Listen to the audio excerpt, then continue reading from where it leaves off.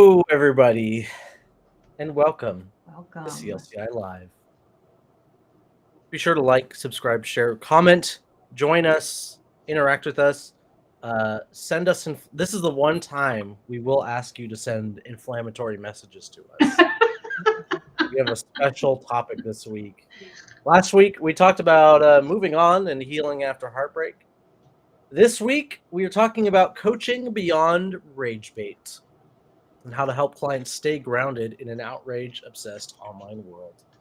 So send us your rage bait. Make us mad on this live.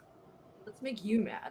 We're going to make you guys mad watching this, if you're watching this, if you're even real. Did we already tell people to comment and like and Yep, share? I already did that. This is the first thing I did.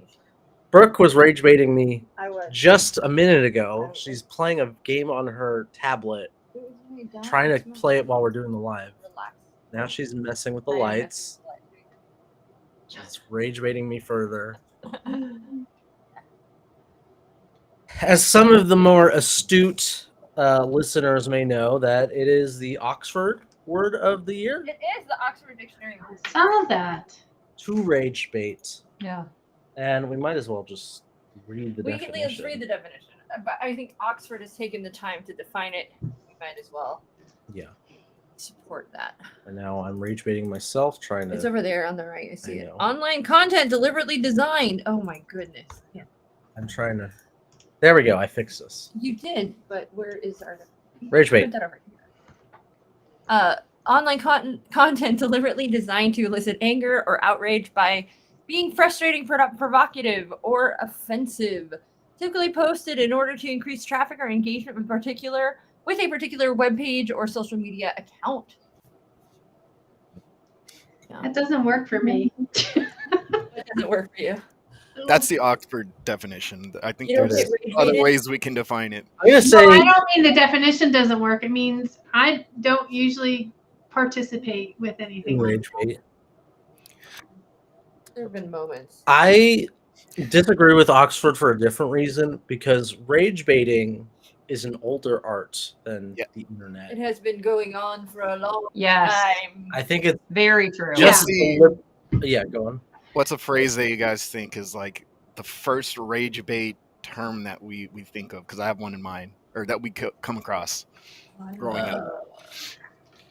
Well, Jerome, give us yours, and then I'll. No, think I of- can't think. What I know you are, but what am I? That's like Oh my God! I was The OG thinking one. that. Yeah. Yes. What am I? I'm rubbering your clue.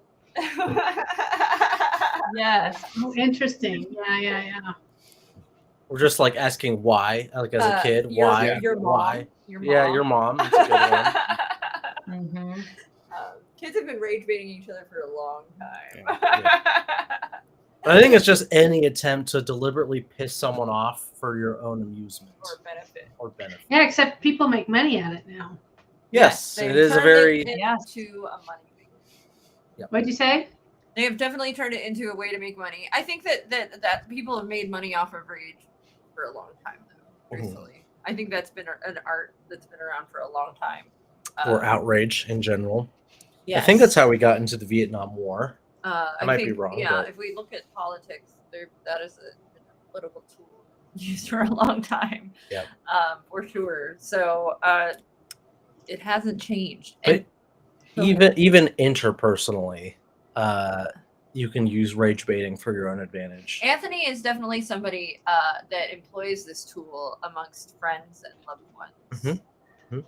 In fact, I mean, I think some of my friends have had to learn or have learned to just not believe anything he says and don't take anything he says seriously, because there's a good chance he is just trying to get some kind of reaction out of you for his own amusement. Yeah, it's Yeah. I mean, your friends like it. Yes, I think. it is funny. It is funny. Luckily, they get it. I wanted to give it another example. Me and Brooke play board games sometimes, and if Brooke's beating me, all I need to do is do something in the game to make her so mad that she just gives up. I've gotten better about this, though. I'm getting better. So, as a way to avoid winning by skill, I try underhanded means to shock and awe her and destroy her morale. psychological that she warfare. gives. Oh, wow. I count that as a win. So we know, Wow. we know like rage, we know what it is, but why is this like? I feel like it's such an effective tool, and I mean, is that because anger is just so easy to manipulate? You know who has a good quote on this that also rage baited you, Brooke? Arthur Schopenhauer. I hate Arthur Schopenhauer. Not to his benefit though, because there's no way I want nothing to do with him. He's laughing from I his won't grave. read him, and I won't listen to anything he says. It's okay, he has pissed me because off. I'm gonna I'll be read right it back, anyways. She's leaving because she can't listen to it. He wrote a short little book called The Art of Being Right, which is all the horrible ways you can win an argument. But he made a very good point on making your opponent angry. And this is him, quote, "This trick consists in making your opponent angry, for when they are angry, they are incapable of judging aright and perceiving where their advantage lies. You can make them angry by doing them repeated injustice or practicing some kind of chicanery or Chicanery. chicanery or being generally insolent." So did you mispronounce that as rage bait? I might have just pronounced the word wrong. I think it's cute when you call it chicanery. That's what it says, chicanery. It's So there's I typed in what are some examples of rage bait, and interestingly enough, it came up with relationship stuff too. So to add on to what you said, it said making deliberately hurtful comments during an argument, bringing up past mistakes at inappropriate times, using passive aggressive, which we already know that part, behavior to provoke reactions, playing victim after intentionally pushing boundaries. It's very narcissistic behavior. Like rage bait is a narcissistic thing. It's like it's a way for them to take I'm in trouble, right, and like get a big reaction out of you, so that they can flip the script back and be like, look how you're acting, blah blah blah. Look how mad you are. Yeah. It's an assurance of power too. I feel like on their end, they want to have control over a rise out of you. Mm-hmm. Well, it's also to switch the focus, right? It's to put it on the other person and not on yourself. Yeah. Mm-hmm. So I was saying, like, why is this such an effective tool? We didn't answer that question. Well, I answered with the quote, and essentially it's because it makes you incapable of judging correctly and rationally, and it makes it so you can't perceive where your advantage is and what your strengths are. It completely, it's like having a pair of red blinders on your face. And that's in Schopenhauer's. There's probably more to it. That is true, but I think he made a very astute judgment there. Yeah, Brooke hates Schopenhauer for different I think it's a bit, it's like the fight or flight when it gets fired on, right? We often go into like autopilot mode, and so that's why it makes it so easy to gain traffic or get engagement from a rage baity type post, because people flip off the logical switch and flip on the anger switch and just start reacting instead of thinking. And that's why a lot of times rage bait posts are misinformation. Like, it's deliberate spread of misinformation in order to get traction or engagement or reaction, because that pays the bills, right? It gets the higher numbers, as it were. Jen, what are your thoughts? I feel like Jen's got something brewing. Well, I found it interesting when I looked up how to handle rage bait. Do you know what I got from that search? Rage? How to rage bait. The most effective way to rage bait. It was a tutorial. Please do share. Oh, no, I didn't look at it because I didn't want to know how to do that. But I was like, oh, there's nobody making content about how to even navigate this. The content is all how to make more of this. And that made me so angry. And I'm like, is this rage bait? Is this search rage bait? I don't know what's going on. It's funny. It's interesting. It's interesting because I loved one of the examples given in one of the videos I watched, and it was this the couple that like just deliberately puts out ridiculous posts, and one of them was they like to be barefoot So they decided, since they can't be barefoot in public, they decided to cut the soles off of their expensive shoes. Mind you, in the video, they never cut the soles off of. They only cut the soles off one pair of cheap shoes of the male. You never otherwise see the woman's foot in this. But it's that absurd, right? And then they do videos of them like going out in public and and like you can imagine the reactions from people. If that was real, like, but people buy it. They hook, line, and sinker. The other one they did was shopping at Tesla for a Tesla for their 4-year-old. 4-year-old, I didn't see that. Yeah, like it's never too soon to start, taking or planning your Tesla for your child. And of course, people flipped out about that as well. So like, these are obviously absurd. Like, they're obviously absurd when you are using your logic brain, right? But when that non-logic brain takes over, the absurdity is far less obvious, right? Yes, thought. Anybody? I feel like we got quiet all of a sudden. I'm looking for a solution now. I want to say, particularly online, maybe this is a product of me being 30 and getting older. Certain things rage bait me a lot more often than they would have, just because I'm not as familiar with certain spaces online. Just because I don't want to be there. I don't want to hang out with 18 and 19-year-old content creators and stuff like that. For the most part, I would say. What's interesting too is there is there was an article in what we read as well about how this is extended to like bullying in schools, and how bullies use rage bait as a tool now, essentially, in order to bully other people. I don't think it's just not just schools. I think bullies as adults use it as a tool as well. Especially on the internet, when they feel they have a little more anonymity, they jump into that behavior. But that is so true. So this is this is something we used to say in my family about me and my dad, and mind you, this is not right either. But we used to say, you can tell, like, in person, you can tell the difference between somebody who's been punched in the face and somebody who hasn't, like, based on like how they act in like certain situations. And so like, if somebody's acting like really belligerent to somebody and being very rude and stuff in person, we would always say, well, that person's clearly never been punched in the face, because if they were, they wouldn't be acting like that, because one day they're going to be if they keep acting like that, right? Which is not right either. But if you take that metaphor or what have you, and you apply it to the internet, there's not a lot of consequence, right? Really, what that is instead of punch in the face, it's somebody has not experienced the consequences of acting belligerent, of rage baiting somebody. And there are definitely more consequences if you're face to face with somebody, or if you're working with somebody, if there's a way for there to be consequences applied. But the truth of the matter is, there's almost no consequence for it now. And in fact, it's the opposite. There's reward. Yes. Like, you're getting paid. So more views, more likes, more comments, more all of it, more money to be intentionally an asshole. Like, what are we doing?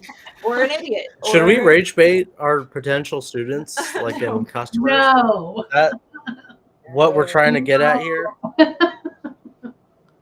It sounds like a good method. Good tactic. So you can imagine, and I know this. I mean, who hasn't been rage baited? Raise your hand. Who's never experienced this?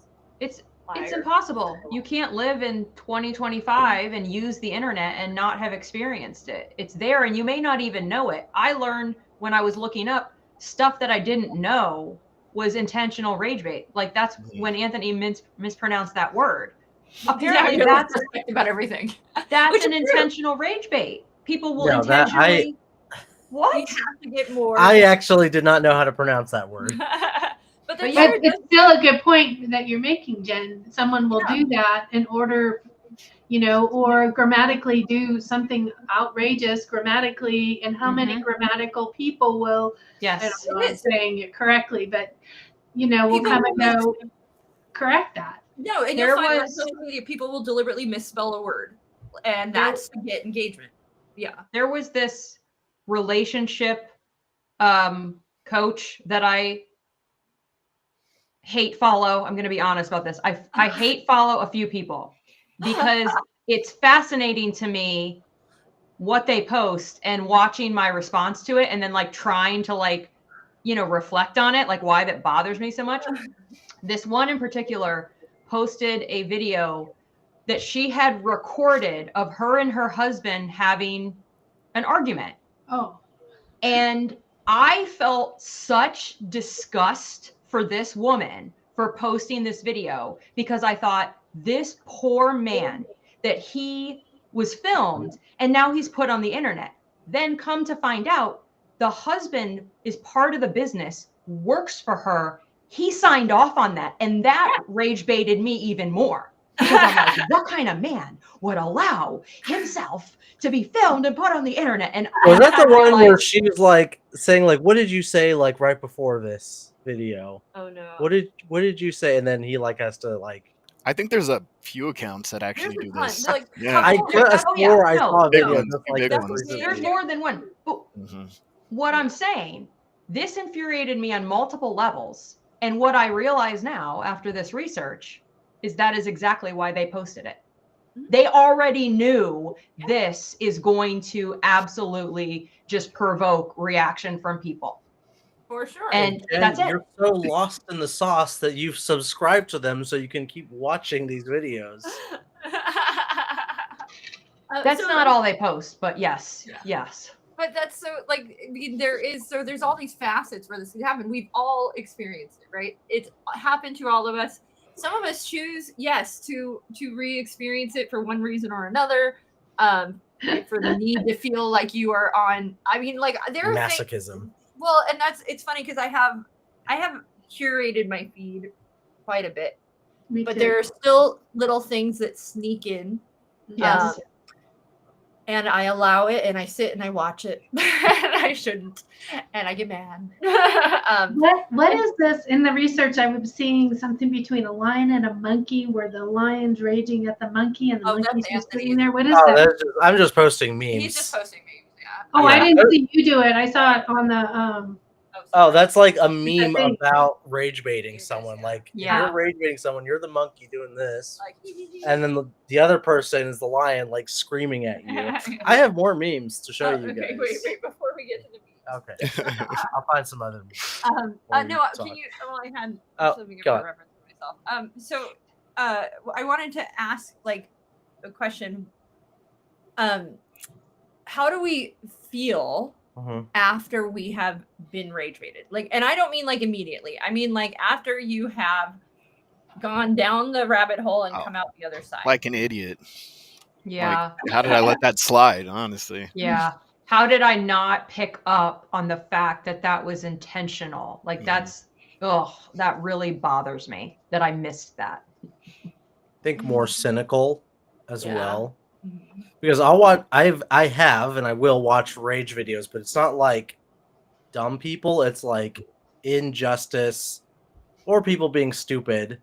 And that sort of colors my perception of the world right after. It'd be like, there are so many dumb people out here. I get so mad thinking of all the dumb people in the world when that's not the case. Right. I think I'm just being shown a slice of only stupid people doing things that infuriate me. Yeah, like, that's not how the actual world is. I just thought of something that has been coming across my news feed, and it's going to age me a little bit. Judge Judy. Do you guys remember who Judge Judy is? Yeah. So that's been coming across my news feed, and I'm watching it, and she's quite angry with everyone and very, self-righteous. And I watch it, and I'm like, yeah, But that I think is a clickbait as well, because what is it doing? It's trying to keep me watching. It's trying to keep me engaged. It's based around her non-tolerant. Is she out and out angry? I don't think she's out and out angry. I think she's very. This is the right way. This is my highway, and you're on my highway concept. So even things as subtle as that kind of interaction, I think, is a clickbait, or not clickbait. What is this called? Rage bait. Well, rage bait. Yeah. I think yes. I mean, I think that one element of it is yes, because she is probably expressing how you are feeling about these people that are probably making very obvious and silly mistakes. But that's why they get on that show. So like, this is how, I mean, this goes back a long ways, right? If we look at Jerry Springer, Oh my gosh, I could not watch that show. Right? You know, I bring out this woman. She's got 6 dads. She doesn't know who the dad is, and people are booing and screaming. And what are they doing? They're raging in the audience. Yeah, right? So I forgot about that. That show was definitely rage bait. Right? Oh yeah, and if you've ever read, like, it extended beyond that. Like there's been people who have murdered people about being on, like being put on Jerry Springer and feeling humiliated and stuff. So it's like it can really extend. And so like this has been a tactic for a long time. It's just in a different form because people watch this kind of stuff. People react to this kind of stuff. And I think with Judge Judy, you're getting like also this sense of justice that goes along with it. Like, yeah, she's an authoritative figure and she's saying exactly what I'm feeling and putting them right. And so like it's sort of feeding this sense of justice that we have and want as human beings. But I think one of the things it will do to me, at least, like if I'm sitting on, I have to take certain things in small doses, or I can do it in microbites, because if I keep in that space, like Anthony mentioned, it can really taint my view of the world, my opinion. It can also really exhaust me. It can make me feel discouraged. Like I get all of these feelings and things that come up from what is rage. I mean, there's more lighthearted, like cutting the soles out of your shoes is much more lighthearted, but there are definitely far more intense ones. Like when I watch a video, like a Karen video, and it's a woman being insanely racist and something like that, that's going to get a reaction out of me. But that's posted for a reason to do that, right? What else is coming up on my news feed is about people stealing, what do you call it, porch pirates, and the boxes exploding on them. Have you seen that? Oh no, that's hilarious. Yeah. No, those are all fake, a counter rage bait. Oh my Lisa's God. getting the satisfaction in her. I know. Getting justice baited. She's getting justice bait. Which reminds me of another term I think my friends have invented it. Maybe I saw it somewhere instead, but it's called smile baiting, where you deliberately do something to make someone smile. I love that. Instead of yeah. That'd be a good thing. I think so. But it's usually me yelling at them after they rage bait me. Why don't you try to smile bait me once in a while? Why don't you do something that makes me happy? That's harder. That's harder. It's much harder to make, I think, people. I think women in particular are very used to smile bait. Like we get that a lot. I got that today as I was walking my dog from a male neighbor. I was like, yeah, have a nice day. After he told me a story about someone that I have no idea who he's even talking about. It's like, you're like, yeah, bye. It's just part of my life, apparently, is smiling when people tell stories. It's good for your muscles. Right. So how does it affect our mental health, do you think? Negatively. Yeah. It's not good. Yeah, it's not good. I mean, there might be an argument. Do you argument. think that people who already have, if you will, let's say, anger issues or inability, bipolar or whatever, do you think they're more attracted? Yeah, I don't know. I don't know about attracted, but they're more susceptible. Susceptible, yeah. I definitely have a friend who has a very the ability to fly off the handle very easily, and it's my friend's husband. So I was about to say, are you talking about me? No. And he'll watch like videos and get angrier and angrier, and like there are points where like maybe you need to like set the phone down. I know. Bro. I think I know who you're like talking perhaps about. you need to set the phone down right now. Like this is not helping you or your mental health. Away from the phone. We're in the car with you right now, and it's not helping our mental health either. So maybe you need to just set the phone Which down. I don't know even about mental health. Like getting that angry probably raises your blood pressure and makes you stressed out. I mean, that's what I'm saying. There might be an argument that it in small doses, like a little bit here and there, is like a micro stress, and so it's not so bad if it's in small doses. It's harmless. But I've been microdosing rage bait recently. But there might be an argument there that it's not, as long as it's not this, you're not blowing yourself off the handle with it. I mean, I would prefer to scroll the internet and not have rage bait at all. I would prefer it to just be nice. Smile bait. Only. I would just prefer it to be cute animals. Then I wonder, because, if we consider we're building the algorithms in our brain as well, would we actually go to the internet anymore? Is that possibly what pulls us in at times to go on there? I mean, I do hate follow a few people, so you have a point. I would, because it is how I get my dose of cute. That is what my phone is for. It is for regular cuteness. I want to see all the cute videos and the inspiring videos for what I do fitness-wise. So that's really what I want, and mermaids. All right. How does this relate to coaching now? I have no idea. Let me think. Coaches, this is a great way to market your business. Go out there. I mean, just rage bait your services. Oh my God. Your clients, man. Empirically speaking, yes, it does seem to be effective to rage bait people. Morally honestly, speaking, ethically speaking. I see quite a few coaches. I follow a few of them, and it's an effective tactic. But I'm not going to lie. I wouldn't go to them. I would absolutely not go to them. Is it straight up rage bait or like just controversial? That's a good question. So one coach in particular that I'm thinking of, she is just outwardly vulgar, and she says the F word like every other sentence, and people constantly will comment about that, and it just feeds all of her posts get so much traction because people are so horrified that this 50-year-old woman is constantly F-bombing every second as a health and wellness coach. They're just appalled by it. Lisa, drop an F-bomb right now. They tell her, like, you shouldn't do that, or she had a space. She had a space for like she's probably making more money just with not ad revenue, but bringing in money through her account as opposed to the actual coaching itself. Because then that's a whole separate business that she actually has. That's a good point. So I don't see her on TikTok. I only see her on Instagram. Can you make money off of posts on Instagram too, like you can on TikTok? Okay, it's really like not the.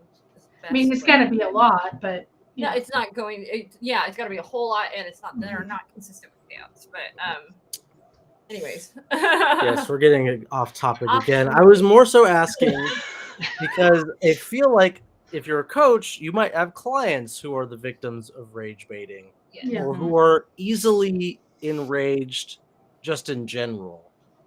And how do we coach and help those poor clients who just become apoplectic and enraged and just soar over every little thing they encounter? I don't think you have to be every little thing you encounter. I definitely had a client that she was. You can't hear you.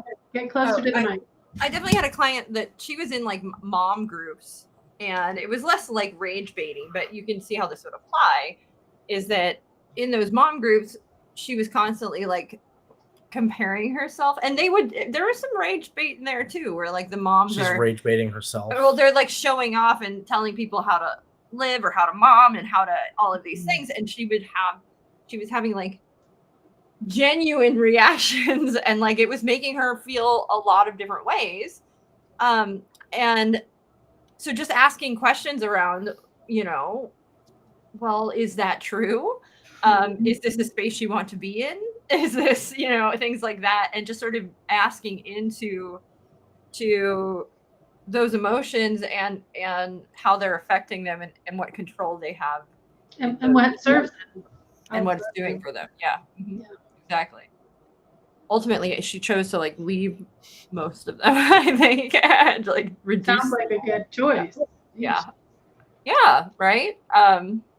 I think too, having the awareness, if that comes up in a coaching session, this topic, not necessarily, hey, I want to talk about rage bait, but more so like, I get really frustrated when I see on social media, just kind of going deeper, like, is there, anyone specific that you're referring to?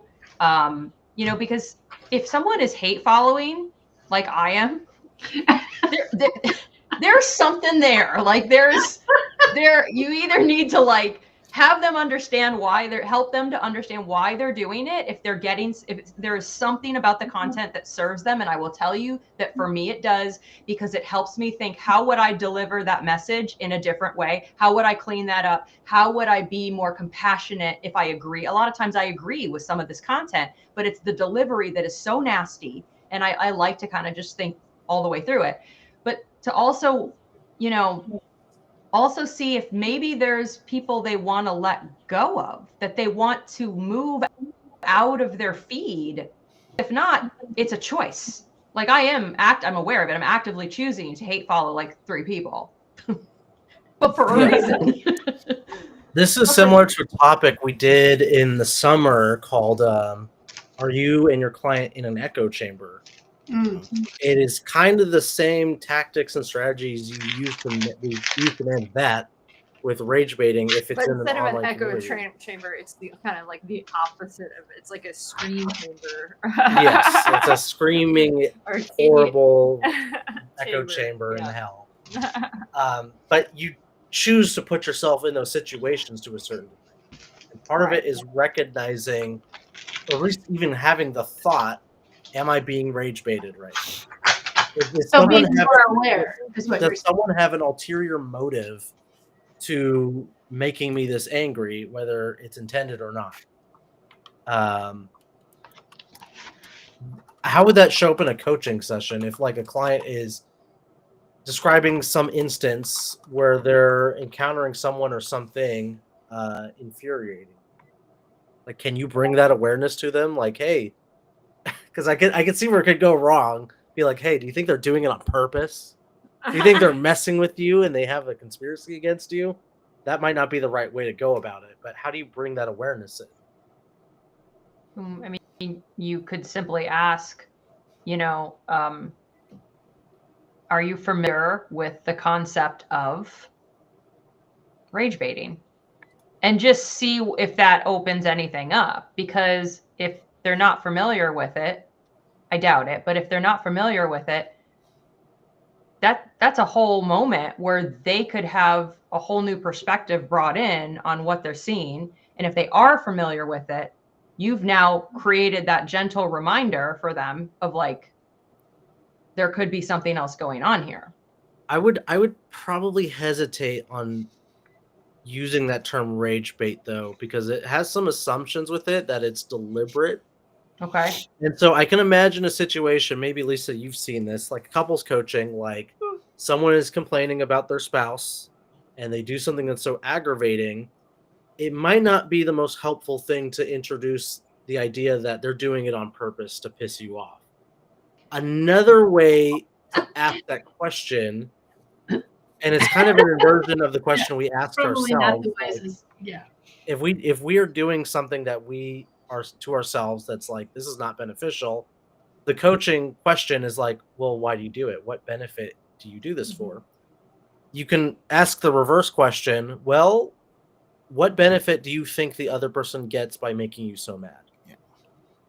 Is there something beneficial that they get out of it for making you as mad as they do? So I also though caution trying to figure out why other people are motivated to do anything, that's because we're kind of coaching the ghost at that point. Coaching the ghost. Or another term I've used is ET factor, the out there. away from you factor because we tried to stay with what are you in control of. But anyway, go ahead. Yeah, exactly. Because we can hypothesize and guess all of the reasons and workshop, but we don't know what that person is thinking until we know. So it might be something that instead of asking what you think why you think they're motivated, is asking, is their motivation important to you? If it is, how can you figure out what that motivation is realistically? I probably wouldn't even go there. Yeah. I see you working within what Anthony was talking. I mean, there's so many different directions to go, and that could be the right direction for a given person. So if they said if why the person was doing what they are doing is important to them. So let's say if it's a partner, and for me, it's really important to know why Anthony is rage baiting me, why Anthony is doing something that's making me mad over and over again. Makes me smile. It may be important to me to know, and it may not be important to me to know, right? It might be important for me just to know that I can change the way I can react to it. But if it is important for me to know, then it's important for me to go and ask Anthony and have a conversation with Anthony, right? So like that's going to be where that is going to go, versus trying to hypothesize as to what might motivate Anthony without talking to Anthony. that might be good in an interpersonal sense, but what if it's like parasocial? Like, what if it's the media I'm consuming that is making me so mad? Then is it appropriate for the coach to maybe bring up, hey, there might be ulterior motives for this riling you up or getting so, incensed? Before we go there, though, I mean, really coaching the person on what's presenting for them and how it's showing up and what they want to do. Why are they bringing it up concept before we go into providing an education piece? Yeah, well, and you think about it. So, like, I've known these people. I've known these people that watch news over and over, and the news ruins their day, it affects them, and has a reaction on them, right? So imagine you have a client that comes in and says, I have a family member who's like this. My dad or my mom gets so angry and it's hard to live with them. What do I do to have? I think I had a client like this, actually.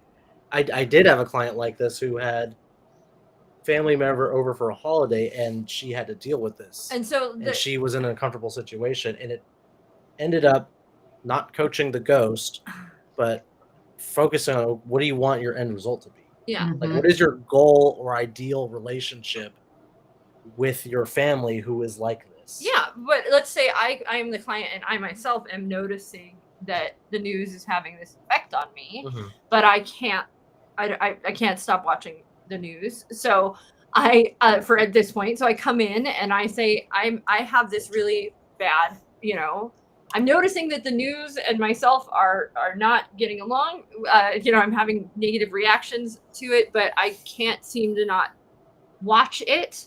So I'm coming to you to see, if I can find a way to watch the news without getting upset, or find a way to, and so that's where, okay, then we've got a goal, and we're going to start to ask, okay, well, what does watching the news mean to you? Why do you, what are you getting from watching the news? Why is it important that you watch it? And it might come up that it's the way that I feel connected to the world. It's the way that I feel like I get a sense, while I get mad, I also get a sense of safety because I get to know what's happening in the world. And I don't feel like I'm going to be blindsided. And so like, there can be lots of things that come up, in that. And so working with a client, I think it becomes largely around what are you in control of, right? And what do you want and what do you need? And how are you going to get that ultimately? Yeah. It also might be like asking around, like, is the rage actually justified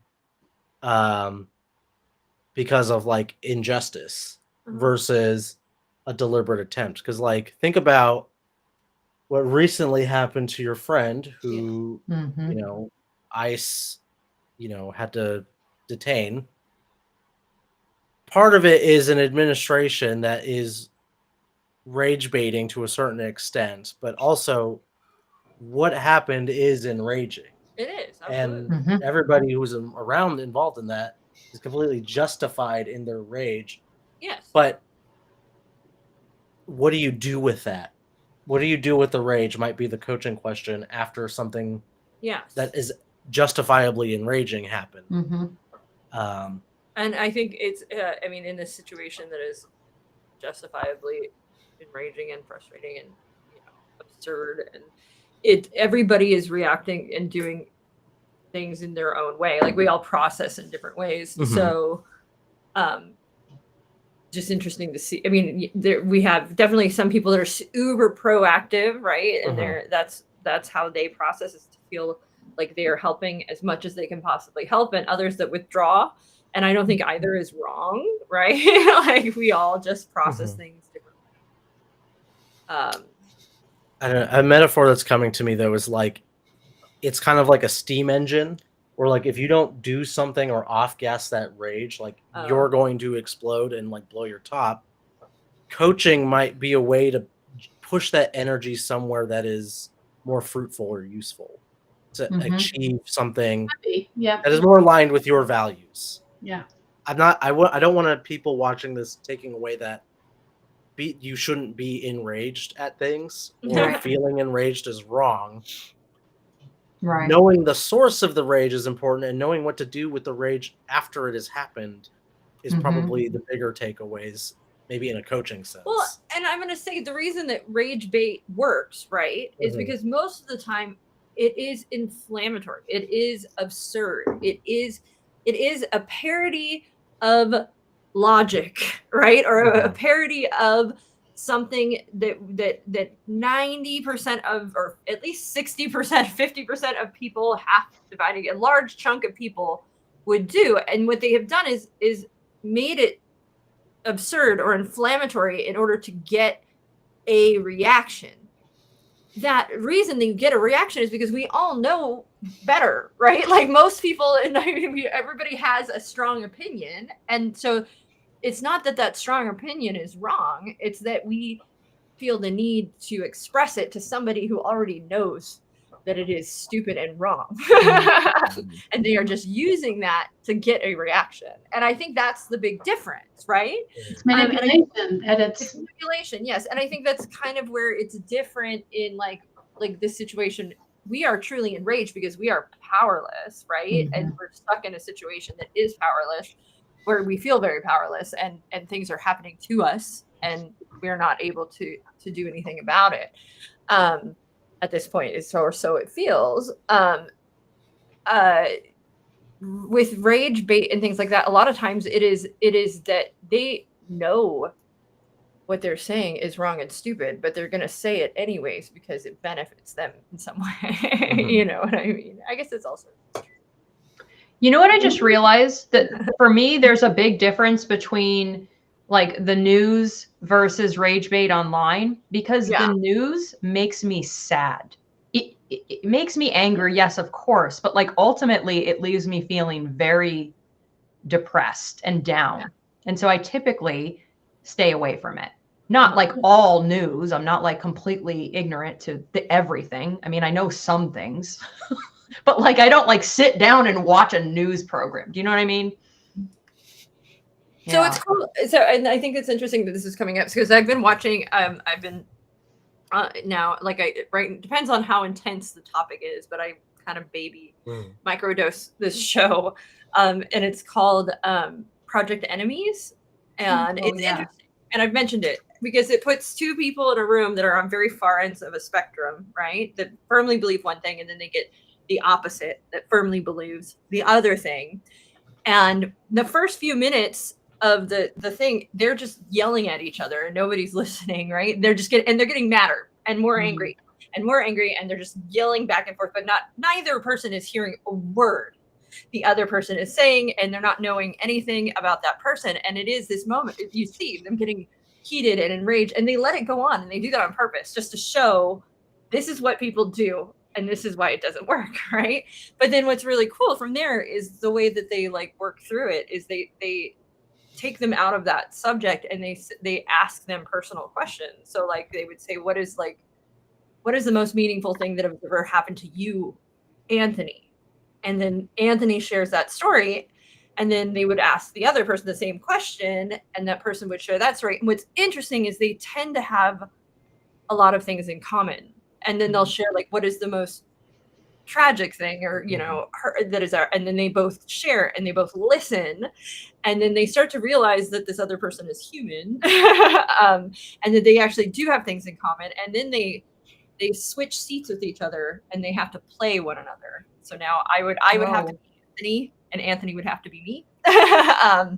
And it's just really this really cool character arc where they go from these very angry and crazy people to actually like understanding who this human being is and realizing they actually almost always have stuff in common. And also typically are motivated on different ends of the spectrum by very similar things. It just has come out in a different way because of, typically like how the environment they were raised in. And it's a very, very neat show. I highly recommend. The reason What's it called again? Enemies Project. Okay. The reason I bring that up is because in these rage bait situations, like we can react and have this thing, but I think one of the things that we can also do is sit back and like take a minute and look at it and empathize or understand. Have compassion. Yeah, or understand the person that's posting it and why they are posting it and what they are doing. And just like taking that beat instead of coming out of reaction and then like disappointment in myself and to like this, like, okay, this is being posted for this reason. This is the motivation and why they're doing it. Now I understand that. And I can just sort of ignore it because I don't want to participate. You know what I mean? I no longer feel the need to participate once I know and understand what is going on. But I mean, I don't think I'm going to call it clickbait because I think it's a form of clickbait. Oh, it is, yeah. Mm-hmm. I don't think it's intended to have compassion. I think it's intended to rile. Well, yeah, but if I look at like the people who cut the shoes off their feet, right? I have two options. I mean, I have a few options there. I can go down and I can be like, you guys, this is stupid, and this is stupid for so many reasons. Or I can look at it and go, well, that was kind of creative of them to come up with that and be able to think of that and like put it together in a way that people believe. And then I can look at that and go, okay, well, that's kind of cool. Like that this is what they're doing and they're making a living doing that. And no, it's not for me, but I can also respect the hustle, right? You're much better than me. I'm already thinking like, screw these people, screw everyone that watches them. I hate that they can make money off this. I mean, they've just found a way to make it. They've found their way to make a living. Probably making a and it's week got up or down. They figured out like in the one video, the shoe video, they had gotten like 60 million views, which equated to $30,000 from one video. And at that point, I turned to Anthony. I said, "Let's make rage bait." Yeah, we're in the wrong business. Oh my gosh! But then we'd have to really. That's an interesting. But you have to think about it though. They also have to be willing to do that. They have to be willing to know that they are frauds. So like you have to think about that like psychologically from their end. Because if I sit down to do that, exactly, then I have to know, okay, I am willing to look that stupid online in perpetuity. Because I know it makes me a lot of money, so that part of my ego is for sale. I'm fine with that. But like, so there's like other parts that come with it. It's more than just that. What you're talking about is acting. Yes, it is. Yeah. It's just this video, it was intended to be humorous, right? It wasn't like they were trying to pass this off as legit or anything. No, they were passing it off as legit, but it was also not. But it wasn't legit enough that people were genuinely taking it seriously and enraged. Yeah, like it was. They wanted it to look as real as possible. But if you tuned in just a little deeper, there are clues to it not being real. Yeah. So. Well, I mean, it's bad enough for actors who play like the roles of villains. Like, obviously, it's fake, but they're still treated like crap by some of the fans. Yeah. Take the kid who played Joffrey from Game of Thrones. He was treated trash for a while because he would rage bait people on camera, and then suffer in his personal life because he made a choice to act as it. Now imagine what kind of person you would have to be like, I'm presenting something that people are going to think is true and is me, but it's actually not the case. I'm just playing pretend. So like, exactly. There's that's like rough. there's more, and this is where you say, like, you can take a minute and really put yourself in the shoes of that creator. And if you really think about things like that, then you might come away from it like, okay, well, you really sold yourself to the devil. You kind of, like some might actually think that, and then go. At that point, I feel okay. I can empathize a little bit with them. If you look at also, like, I mean, social media has far-reaching consequences. There's some great documentaries on it. A Family Affair is a good one. But there's going to be consequences and to all of it. And so, like, I think taking that moment, that beat, and going, okay, I'm going to empathize and be creative, or I'm just going to ignore it and move on, or you can realize they're the kind of person to choose to do this for a living. I'm going to hate them for real. Yeah. For that reason. When you see them, you can yell and scream at them in person. For being a rage. But we got to wrap it up. Yeah. That's why I was just going to say one last thing. Yeah. The one thing you can do, and I just want to mention this, is it is possible to curate your algorithm. Don't forget that. Like, you can always choose the 3 dots. Don't show me this content anymore. There's also an option to only show. You can sadly it only turn it on for like 30 days at a time, but to only have it show content from people you follow, right, and nobody else. And so, like, then less of that is going to come into your feed, and you'll be less susceptible, or there'll be less opportunity. And if your family is rage baiting you, just unfollow them. Punch don't them talk in the to face. them. No, don't punch them in the face. Okay. Your boundary. Decide what you're willing to stick to. Yeah. Abandon your spouse and kids. No, don't do that. All right. What's the coaching takeaway for all this, though? Rage bait your clients. No. Okay. That's not it either. Okay. My takeaway is, if you are a coach that is going to be controversial or inflammatory or potentially rage bait in your marketing, one thing to consider is what type of people are you going to attract with that? Because when I see this one coach who's, the way she talks, I don't care about the F word personally. It's more than that. It's like the way she talks to you, the viewer, is demeaning. It's belittling. Even though she acts like she's empowering, I don't get that vibe. And so therefore, I would never want to be talked to that way if I paid her money. And so there's just something to consider, is who are you going to attract if you put that content out? People who want to be talked to like that, and what kind of people want to be talked to like that? Are they really a coaching client? Coaching? Yeah. Are they exactly? Exactly. Right. Yeah. Here's my coaching takeaway. It's fine to be angry and be enraged. Just figure out what you're going to do with it. How is it going to power you towards your other goals or towards your values? And if it doesn't, what can you do to lessen that rage? Yeah, it's fine to be angry and rage, but it's also not fine to be angry and enraged 24/7. Yeah. That would be really exhausting. Lisa, Jerome? I would say rage bait, to not make it sound so elaborate. It's just like coaching somebody through anger. I know there's a little bit more. There's a few factors that are in addition if we're talking about like online rage bait. But I think at the surface level, it's just simply coaching somebody through anger and trying to get past that. So if that comes up in a coaching session, I don't think it's anything to be too afraid of. I think I liked a lot of what Brooke was saying about the idea of finding compassion, finding the empathy in a given situation. I think there is in the,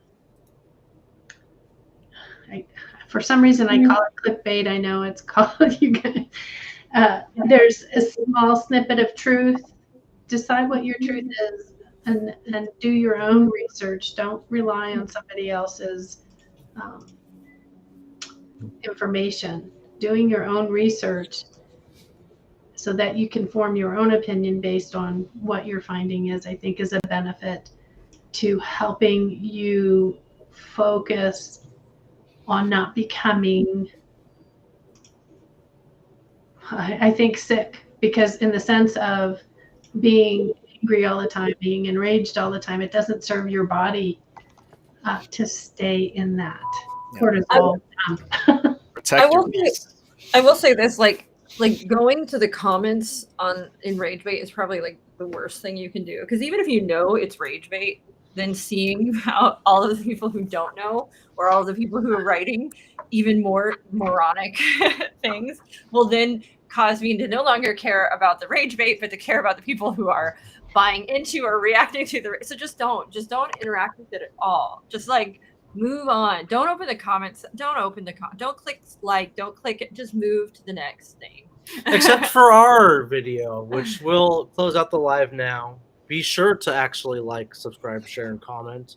Rage bait us a little bit if you will. Don't do that. And if you want to smile bait, then take our Coaching 101 and 102 classes, where we are encouraging, uplifting, not enraging. And you'll learn how to manage your clients who are enraged by becoming a certified life coach. Your salesman voice is like enraging. It is a little enraging. Yeah, I'm laying it on. All right, we'll see you guys next week.